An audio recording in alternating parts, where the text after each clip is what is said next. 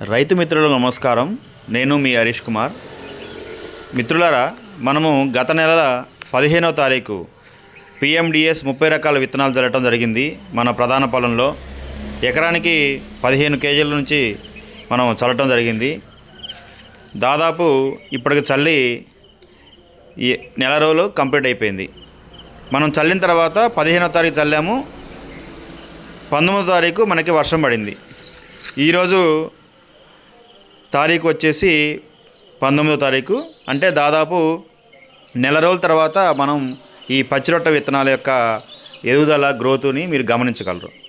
దీనికోసం మనము పచ్చిరొట్ట విత్తనాలు చల్లిన తర్వాత ఒక 2-3 ఆకుల వయసులో ధాత్రి సహజ సేంద్రియ ఎరువులని తీసుకొచ్చి, సూక్ష్మజీవుల ఎరువులు తీసుకొచ్చి ఎకరానికి 10 బస్తాల చొప్పున చల్లటం జరిగింది. ఈ చల్లిన తర్వాత విపరీతమైన గ్రోత్ మనకి ఇక్కడ కనిపిస్తుంది.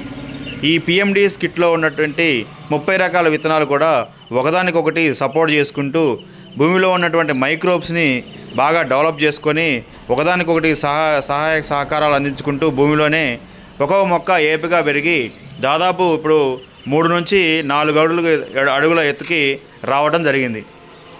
ఇంకొక 10 రోజుల్లో మనం ఈ PMDS కిట్టు చల్లినటువంటి ఈ పచ్చిరొట్ట విత్తనాలకు సంబంధించి దాన్ని భూమిలో కలెదున్ని ప్రధాన పొలాన్ని తయారు చేసుకుంటాము.